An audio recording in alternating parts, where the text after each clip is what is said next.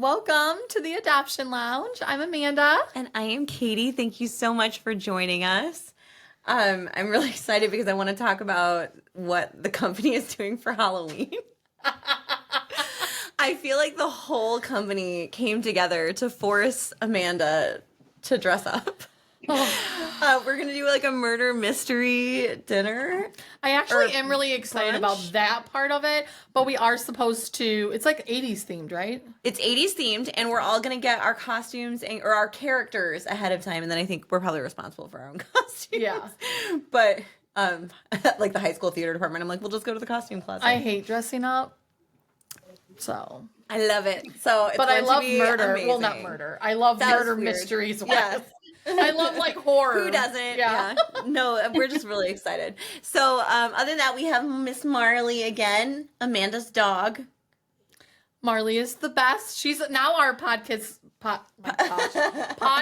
sidekick. She's our little podcast. Mwah. She is. She's the best. Oh, hi. She's super excited to meet our guests today. We have Ryan and Andrea.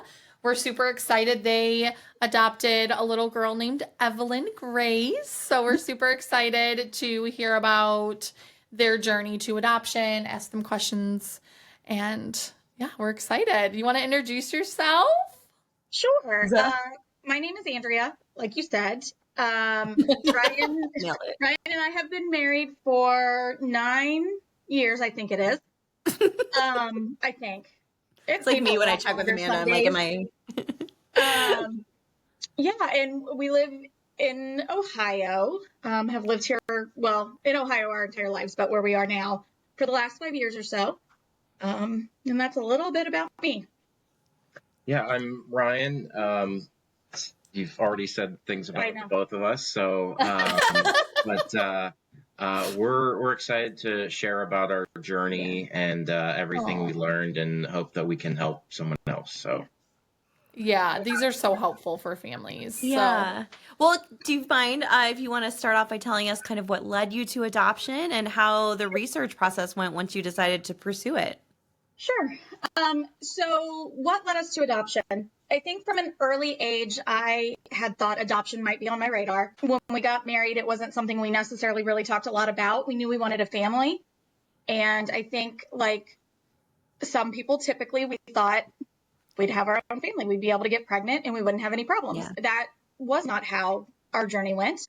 After we were married, I don't know, about a year or so, we decided we were going to start trying, and then it just wasn't happening. And so at that point, I started going to just do blood work and kind of monitoring things and, timing everything. And we did that for a while, and that didn't work. And then 2020 happens, and right about when 2020 started and the pandemic started, we started going through the IVF journey. It was incredibly difficult for the sheer fact that Ryan couldn't go to any of my appointments with me. Oh, yeah. I had to do a lot of it all on your own. On my own, which was an experience, but he gave me all of the moral support you could ever imagine. And actually, at one point in time, I would just sit in the car in the parking lot. Yeah, he would take me and just sit. Oh, that's really sweet. So I really wanted him to, it was hard him not being a part of this. We thought we'd get pregnant and I'd have a baby belly and he'd get to feel the baby kick and all this other stuff. And when that wasn't our process, I wanted him to be a part of that process and he couldn't. So he sat in the car. And then when we started doing the injections, I made him give me the injections in my stomach. So he'd have to give me my shots every night. And after doing 2 rounds of the shot, we just found I didn't have the eggs for them to go in and get from IVF. I have what's called lower ovarian reserve. And we started out, I think we had 2 follicles or something when we were doing the inseminations and things of that nature. And then we started doing the medication. And I remember the call where we sat in this exact chair and the doctor said, yeah, even with all of that, you've still only got 2.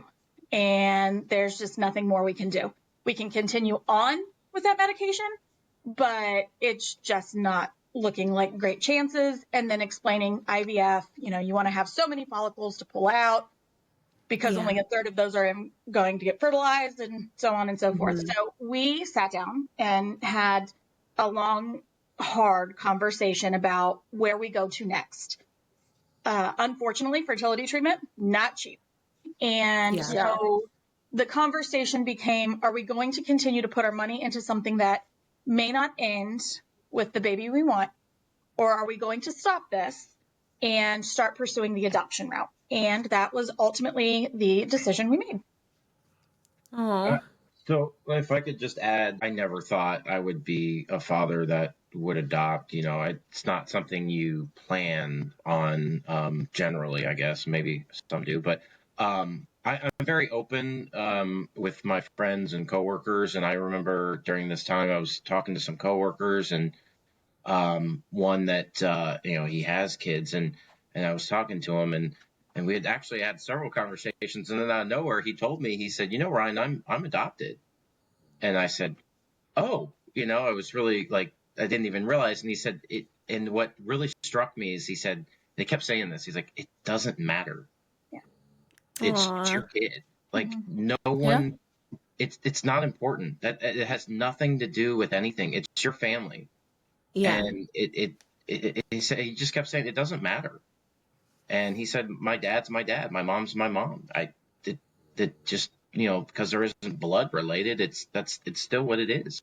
So yeah, I think that was the day you kind of warmed up to the idea, for lack of a better term. I think because I was the one going through the injections, and I was the one that was going to all of these appointments by myself because he couldn't, not because he didn't want to, but because he couldn't. I got to the point a lot quicker to say, I'm done doing this. I don't want to do it anymore. I mean, the medication alone was taking a toll on my mental health. I mean, it was just a whole slew of things. And so I think I got to the point of saying, I want to pursue this probably a little bit quicker than Ryan did. But we compromised on that. And while probably about that second time we were trying it, I said, I'm willing to try this again. But at the same time, I want to start taking those steps to see what adoption could potentially look like for us. And that's kind of how we came to be. Yeah. Well, and how did you end up choosing your agency? Did you talk to multiple companies? Did you only talk to one? Yeah. So being completely transparent, we have nobody that has ever adopted. We went into this thing fairly blind. I think our entire family also thought we wouldn't have a problem with this. So I started, again, me being, kind of facing that was going to be our journey a little bit quicker than Ryan. I started doing the research, and I did research on a number of different places, both local or statewide, here in Ohio versus going national, and that type of thing. So kind of in the midst of that, and I think it was even before, if I'm not wrong, before we signed on with adoption, Ryan had actually had somebody that had worked with him previously. And she found herself, or at least what she thought was, to be unexpectedly pregnant and not in any position to raise a child. And she had reached out to us, and me being me, I'm like, okay, what do we need to do? Let's do this type thing. And I contacted attorneys at that point, and because I, again, had no idea what I was doing. And from there, just kind of getting the guidance in that direction to know that we didn't want to necessarily do this on our own, and we wanted an agency. At which point we called Lifelong, and we had a very long conversation with the coordinator that we spoke to. And then we had a long conversation between the two of us, and we signed on the dotted line. Did we speak to another agency? I thought there was one. We did. I think we spoke to a local to Ohio agency. Okay. We also, the other thing we looked at, I mean, we really didn't know. we were blind to this. So if I'm not mistaken, the agency we actually talked to in Ohio also did fostering, because we thought about doing the fostering to adopt. Okay. And so that was part of that conversation as well. That's the organization we spoke with. We realized that wasn't for us. And then, we decided to move forward with Lifelong. How was it getting started? I mean, there's so much to do in the beginning, right? I mean, was there anything that you weren't really expecting that surprised you? It's terrifying. I'll say that. It is a lot. I think some of the fun stuff for me was kind of like making like videos and pictures and like, and being able to just how it's selling yourself, you know, like marketing yourself, like, you know, Yeah. oh, I like to cook, and, you know, we like to go on walks and hiking and, you know, things like that. So, I mean, that was the fun part of it, but it's the unknown. You don't know what's going to happen next or how this journey is going to go. Yeah. So The one thing I think that threw me through a loop. At that time, I work in human resources, but I was working with an organization that served individuals on the autism spectrum. And these were young adults. So there were a lot of different experiences I had. And when we were filling out our paperwork in terms of like what type of child we were looking at, I did not realize, I don't think we realized that we were actually had to fill out, for the state of Ohio, we had to fill out the paperwork for if we were fostering. So we were asked if we would be okay with taking in a child that was on the National Sex Offender Registry, and a child that was a murderer, or a child that masturbates in public, in private, all of these things. And I'm like, Oh, wow. I've never gone through the foster process before, so I didn't even realize that you would have to fill all that out. Yeah. 50 pages of questions, and things you never think about. Well, and some of it you feel like isn't really related, but, you know, depending upon what you're doing, it could be, you know, if you're fostering in a certain scenario. Sure. And so, and some of those, like I said, some of those things were absolutely terrifying. You know, would we accept a child that had murdered somebody, or was, you know, had raped somebody, or incest, or any of those things? And it's like, none of that was even on our radar. So then to be forced to answer those questions, we were just like, oh, you know, and it was, I think that was the bigger eye-opening experience for me, just having to fill out that paperwork. Yeah. Did you guys have any disagreements over the boundaries you had to set for private adoption? I know they're not quite as intense, but was there anything that you kind of had a hard time with? Maybe open adoption, or, you know, being open to different substance use? that stuff comes up, but you and I are on the same page. You were? Oh, that's so nice. Yeah, for a lot of things. Again, coming from working with individuals with disabilities, I was I had experienced a lot of things. I mean, I had young adults that were not happy when I'd say, "Ooh, we can't do something," and I would be hit. I mean, I experienced all of those things. So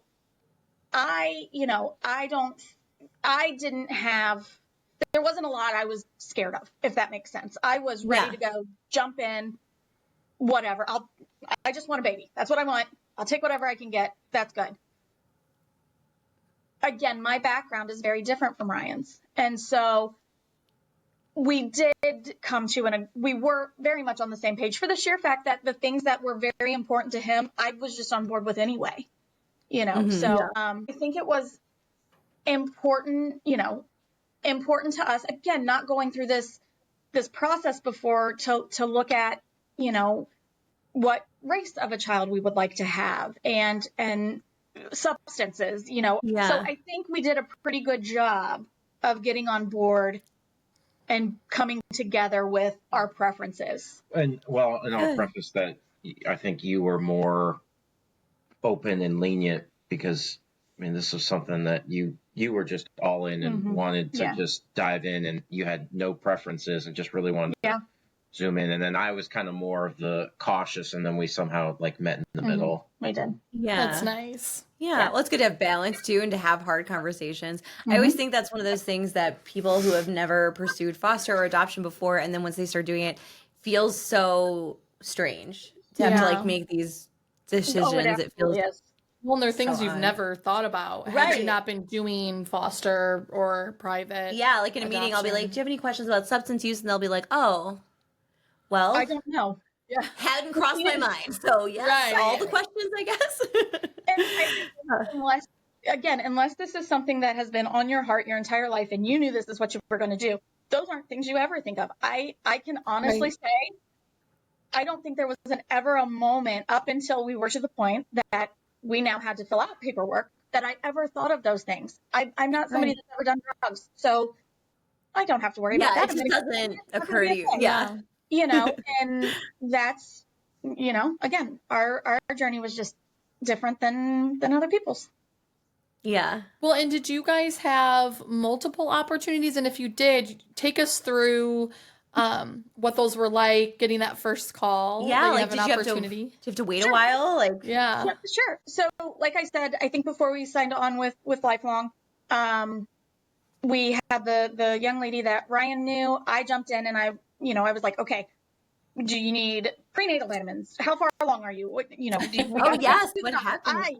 I went down the entire road of it because it just felt like she didn't have any support either. And so Yeah. I just flew on down that street and I remember it was in February and it was snowing and I mean, like schools, everything was closed and she had a doctor's appointment. And I was like, that's okay. I'm on my way type deal.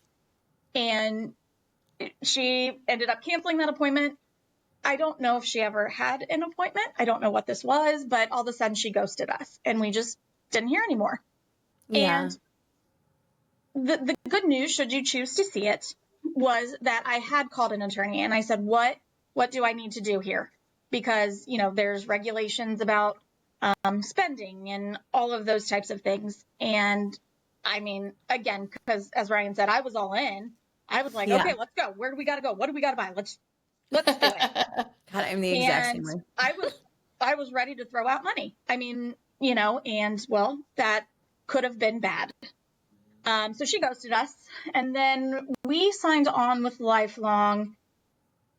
I believe it was in June of 2021, and we didn't hear anything for quite a while. Like we heard about Ev in March of 2023. We did have one call or one prospect before we got the call about Ev. Mm-hmm. It was a young girl or a young mother that was not in Ohio, and she was due in 3 weeks. I immediately reached out, and obviously she talked to a couple different parents. I reached out probably within 15 minutes, and I said, we'd love to talk to you. We'd love to tell you a little bit about us. And she said, great, I'll be in touch with you. And then we got an email the next day that said she had already moved on with another family. And we couldn't believe how quick that was. Was so quick. So it was. Yeah, it was. And everyone's different, right? Some of them will choose immediately. Some of them will kind of talk to a couple of families. She probably didn't feel like she had much time, too, because she only had 3 weeks. Yeah, she really couldn't drag out too much. Exactly. And sometimes you just hit it off. Like it's nothing to ever do with the other families, but you just instantly connect with a family. And then you're like, okay, well, I'm set now. But so then it was like almost 20 months then, right? Until, so you waited a while. Yeah, we did. But then we were, you know, we got the call about our birth parents and we had conversations. We had a lot of conversations, very transparent with us. Birth father took a lot of the reins instead of the birth mother. It was very strange. It was a little, I mean, again, that's what we expected in the slightest. He's the one we talked to. No, that is more unique, I would say. We talked to him first. I mean, it was a while before we actually ever talked to her. And, you know, and he was transparent with us about speaking with other families and everything. And we just kind of took it day by day. And I think it was about 7 days later, a week later, they called us. And I believe she was on the phone when they called us and said, you know, we want to move forward with you all. And how far along was she? Yeah, how far along was she? So we found out the end. Same minds, right? He's like, I'm also curious. We found out the end of March, and she was due the 1st of June. Yeah. Okay. So she was further along. Oh, yeah. Yep. Which probably felt nice since she had been waiting so long for the opportunity. It did, you know, and I think in retrospect and looking back on it, I don't know how people do this, like finding out at like 3 or 4 months. The like 2.5 we had was bonkers. Oh, sure. So stressful, you know, right? I mean, it's more stressful, but I guess you get more time getting to know her. But so you there's think it's some going to be pros like less stressful, I feel like, if you get picked because you're like so stressed out about getting picked, and then to wait and feel like every day. No, it would, is uncertainty, I guess. Yeah. I don't know. I hear what you're saying. Those months went by very slow. It was we just wanted to get there, and you know, and we still wanted to stay in touch and in contact and make sure that the relationship was still strong with the two of them, and we were just so nervous that they're going to change their mind, or maybe I'm going to say the wrong thing. And we had a moment where the birth father reached out to us and just said, I'm scared. I'm having some maybe second thoughts. And that was a whole thing we had to talk through. And terrified the two of us, as you can imagine. I mean, that was about halfway through that like 2.5 month process that had happened. And sure, that's not, it's nice that you're able to support them and talk through that with them, but I'm sure that that's very scary thing to hear because it's kind of double-sided. Like, you want to support them and make them feel comfortable, but then you're also probably freaking out in the back of your mind. Well, it's nice that you're comfortable to be open with you, but you're also like, okay, I'm going to freak out about this privately, but but I'm going to stay calm with you right now. And of course, whatever. I felt like every day I was on pins and needles. It was very scary. But just to back up real quick, up until that point, like in all the months that went by waiting to try to connect with someone, if I could give advice, you got to be really patient. Oh yeah. Those were really, I mean, there were times where we would look at each other and we say, is this ever going to happen? Because you already felt defeated from the IVF. And then now here we are trying something else, and you just, then Christmas comes and New Year's, and you just like, it takes a lot of patience, a lot of heart. Oh, sure. I think retaining hope in a situation where you've been consistently disappointed is just very challenging. We hear that a lot. People, you've taken journeys that have ended not the way you wanted. So it can be really scary and daunting to enter into a journey. And then when you're on it, to feel like it may not work out. But and we understand that your parenthood journey most likely did not start the day that you signed a contract. It's years and months. Like this is, we are part of it and honored and privileged to be part of that journey. But I realize we're not usually step one. So you've already been at this and been disappointed. I mean, again, from the time we got married, I mean, I was in my early 30s when we got married. And so from that time, it was one of those things that were we trying, probably not so much, but we also weren't preventing. So to some degree, that process started back in 2017 when we got married. So, now we're great time to get married. And now you're in 2023. So that's years, right? Yeah. What did you guys do? Because I know you said that you guys would think to your guys' self and be like, gosh, this is never going to happen. What did you guys do to kind of get through that wait? Because there are a lot of families that do experience longer waits. They are right now, or are scared about that happening and how they would handle that. So what advice would you give besides being patient? Obviously that's key, right? Yeah. But what did you do, and what would you say to yourselves now looking back? Like, it's a great question. I think we, pulled our family, the people that supported us closer and talked with them, and they, understood our frustration, and they were the ones that were kind of coaching us to be patient. I think also we did consider talking about fostering during that time. We were trying to have, a plan C, D, and E, or, whatever. And, but it was tough. Yeah. You lean on those.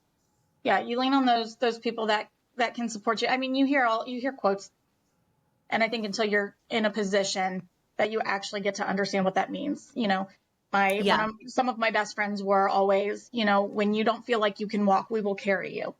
And I didn't feel like until we were in the midst of the adoption walk, when things were just really hard, I didn't realize what it truly felt like to feel like you just couldn't walk anymore. And that you also felt that love and support from your family, or we felt it from our family and our friends that said, okay, then we're going to carry you through this. And there isn't. That's so nice. And so we were incredibly lucky that we had family willing to do that. Being 110% transparent here, I had a really big fear. I had a really big fear that because nobody that we knew had been through this, and I mean, that's extended family too. My entire family, our family was clueless on this. Yeah. I was afraid we were going to adopt a child, and that child was not going to be looked at the same as my cousin's kids. Aw. or, well, I guess my cousin's kids, our brother siblings don't have kids. So, because they were biologically theirs. And I wrestled with that. I had a really tough time with that. Now I can honestly say that was silly, was not ever something but to I ever think be that's a worried fear a about. lot of parents have. I mean, Yeah. I think that you're not alone in that. I think Yeah. you wonder, Mhm. how everyone else, because you've prepared yourself, you've had education, you've had courses, you have adoption professionals that you can talk with to kind of help you through that, but your family doesn't. So did you do anything? Was there any conversations or anything that you did to kind of prepare them, or anything that you guys did, or were you just crossing your fingers and hoping for the best? The only person that I really sat down and had a conversation with was my big brother. He's got a niece on the other side of on his wife's side, and the sun rises and sets on her. We adore her. And I had this really big fear. I'm extremely close to my brother. So I had this fear that he wasn't going to have the relationship with my child that he has with his other niece. And him and I had to sit down and have that conversation. Now, in terms of our parents, yes, I brought it up, and I'd say, I'm scared. And my mom and dad would look at us. I think yours would too, and be like, okay, well, that's ridiculous. So. Yeah. I was gonna say, like, I enjoy it so much. Like, I'm adopted, so I always think it's like so cute when families are like, oh, I'm like, no one's gonna care. Like, everyone's gonna be like, we love this baby so much, and the baby's gonna not care. Like, everyone's fine. But you never know. I love families where they're like, oh, we just don't really know anyone. We don't have anyone. Because what's so freaking cool about that is that now all of the people in your circle do have someone. It's you. So you've created a ripple effect of adoption awareness and understanding that you just can't get from taking a course. You have to know someone, Exactly. I think it's just so cool when you have more people having that personal experience. And that's because of you. You might have people in the future who reach out to you and say, hey, like my daughter has someone in her class that's adopted. We have some good friends that are in the middle of it right now. And we were, it's funny. I text her, one of my very best friends, and I text her pretty regularly where I'm just like, okay, listen, I can't wait for my new niece or nephew to get here. So, and I list all of the things we're going to do, and I'm so excited. And the fact that, again, I get to be that person that has sometimes had to carry her. And I'm grateful that I get to be that person for her, or that I'm grateful that, again, retrospectively here, that we went through the process we went through so I can be that for her. Has to go first. Well, it means a lot. The whole, it took a lot of strength. It was a hard road to get where we are now. And, I think we got through it because a higher power knew we could. And then, like I said, for us to be able to support others, especially somebody close to us, I'm just grateful that we get to do that. And again, looking at our journey now, I wouldn't change it. I mean, yeah. I mean, I feel like it's just like a difficult pregnancy. You're like, oh, it was fine though, because look how cool our kid is, and look how the cool things we do now. Well, it's also, I mean, this is the most important thing in your life. So it's kind of like you would go through, it doesn't matter how hard it was or what you went through, because you would go through it all again if it meant that you were able to be Evelyn's parents. So it's, it's just special. And then it also makes sense too. Didn't it make sense to you when you were finally holding Evelyn? You're like, well, this is why none of the other journeys worked out, or this is why. What was it like meeting her? So we told you the birth father was very much involved, and he was the one that, so we were just waiting in one of the rooms, and he was the one, he walked out and he had Evelyn and he handed her to me first. Oh, I love how involved he was, actually. Here you go, Dad. Yeah, Dad he to said, Dad. here you go, Dad, and handed her to First time I ever heard anyone call me Dad, and That's it so was special. it was a moment that we'll never forget, and it was the greatest moment of my life to see that, Oh my gosh, right? There's nothing like seeing your husband and become all that a dad. love in the room. Like, I always think that's really special when you have all of these grown-ups that never knew each other, months ago, and now you're all in this room and it's all because of Evelyn, and you all love her, and you guys have all made this decision to make her life amazing. That's such a good point. Like there's so much love in the room. And I feel like whenever kids who are adopted, like I feel like sometimes there's false narratives that are projected on TV and movies and stuff. And it's so funny to me because I know there's a lot of trauma in foster care and I'm not trying to compare the two, but with private adoption in the US, if done ethically, I just feel like you have so many people that love you enough to make sure you have the best life. Yeah. And I just think that's really And special. that birth father and mother hand chose you. Like they could have chosen hundreds of families. Yeah. And they looked at your profile, read about you, and wanted to learn more about you, and then chose you and thought that you'd be the best people to parent Evelyn. So nice that he was involved. I feel like we never really see that, even though, of course, we would welcome and encourage it. My daughter was just asking that question too. We were eating really? bagels this morning. Yeah. And she was like, are the birth fathers ever involved? And I was like, I mean, sometimes, but they obviously have to sign over their rights, but they're not a lot of them are ever involved in the process of getting to know the family, choosing the family. And I wouldn't say necessarily, and I don't mean this to be reductive, but I don't think super positive way typically are they involved. So to see him be like actually supportive, like I just think that's really nice. Have you been able to stay in touch with them at all, or did you have a more close? Yeah. We absolutely do. We actually probably hear from them about once a month. Because wait, 2.5 now? They just ask and say, how's she doing? How are you guys doing? They like to see pictures of her. And I'll send them, one or two here and there. We like to see pictures also, so feel free to send those. I have more than enough, so we have a lot. So they'll reach out and we'll hear from them. They'll ask how she's doing, and I'm always I don't have we send them pictures, and it's one of those things that I think if that can ease their, because I can't imagine the journey they went through. How do you go 9 months and then have a child and come into the adoptive father and say, here you go, Dad? How do you do that? Well, because they love Evelyn so much. There's so much love involved. So whenever children feel like, oh, why didn't they want me? I'm like, they loved you enough to endure pregnancy for 9 months. Yeah. Exactly. And to like be self-aware enough to want more for you. And I just think that's unbelievable. Yeah. Well, I've read a lot of studies that show like with a semi-open or an open, like the fact that you talk to them every month, that sometimes eliminates a lot of that feeling of not being wanted by your biological parents, because it's not that they didn't want to be in your life. They want to be in your life in a different way that was more positive at that time. Yeah. And so it's nice that they check in so often. I'm sure that will mean a lot to Evelyn. Do you have an open adoption? Do you have visits, or is it just a semi-open where it's just semi-open? We haven't done any visits now. I think when Ev is old enough to make those decisions on her own, I don't think we'd write it off the table. Oh, that's wonderful that you're open. The door is open to that. It is. And I got to give, again, mad props to our birth parents, because one of the earlier conversations that we had even before they picked us was, what does this look like for all of us? And one thing that was incredibly important to Ryan and I is we do whatever is best for this child.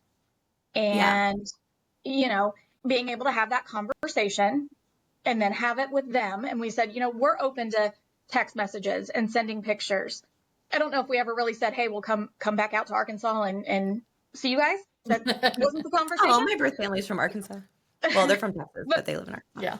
But so we had that conversation, and they said they appreciated that. And they said if at any point in time it didn't seem like that was the best relationship for our child, that they understood if we had to pivot on that.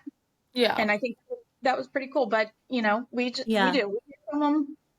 We hear from them about. Well, and I'll be honest, growing up, like I always felt like what mattered more to me, in all honesty, than my birth mother kind of being interested or wanting updates, it mattered to me that my parents were willing to send them, because I liked that they were respecting her in that way, and that whether or not she participated, I liked how she was being honored. How that they was what was agreed on. That's what she wanted. It felt very positive. It felt very like, I don't know. It was lovely. I always really liked that. I thought they did a lovely job of that. Well, and I liked that even more than the fact that I got information. Oh, yeah. Well, they gave your mom. I don't know if I've said that before. And dad. My mom never gives herself enough credit. The best gift ever. My mom is so ridiculous. She always loves to say that Karen is the most, my birth mom is the most selfless person for her decision. And my mom has Absolutely. made a selfish decision because she just wanted to be a parent. And I don't see her that way because she's my mom. And I think she's like one of the most selfless people I know. But I always thought it was a really wonderful perspective for her to adopt as long as it's not damaging to herself, because I just feel like it's a lot of self-awareness there on both sides. Yeah. Right. You know. Right. Yeah. Yeah. So it was. That's awesome. You guys are doing a great job. Yeah. So tell us about Evelyn. What's her personality like? Yes. We've got a Little lot of 2.5-year-old Spitfire now, right? Is No, there anything that gosh, she does she does ever- too that the birth father or birth mother have been like, oh, I did that when I was a kid? Because I hear that. That's funny. heard too much of that. Again, usually the conversations are, how's things going? We think of you all the time. We love you guys. Yeah. You know, Yeah. the birth mom really a lot of times will say, I knew, she'll tell me, you know, I knew when I started talking to you that it was you two. I knew it all along. Aw. And yeah. And so, you know, it's always just kind of, we love you and we appreciate everything you're doing. And hey, can we get a picture of that sweet angel? And it's like, yeah, sure. And Oh. so we don't ever really go into too much detail as you know, in terms of things she's doing or anything like Yeah. that. That's kind I of do nice. tell I them, guess like, it'll be her choice. She's in share and- gymnastics these days and swimming. So I'll be like, if they text me on a Saturday, I'll be like, oh, we just came from swim class. And, you know, she's a little fish. Oh, that's great. But she's funny. So yeah, so it's been 2 years. We celebrated her second birthday a couple months ago, and it's over these last 2 years. Every time we see my parents, my mom tells me, she looks at Evelyn and looks at me and says, "You guys are so lucky. Oh yeah. She is Shared just all the time. perfect." Aw. And just to You're hear so that, sad. because I mean, and not that it ever crossed my mind, but I guess someone could possibly think like, you know, less of themselves because they adopted, you know. But no, I feel we say to each other all the time, we hit the jackpot. Oh, absolutely. Like Oh. Absolutely. we absolutely hit the jackpot. This our child is perfect. I mean, she's Aw. I'm sure always she'll feel the same way.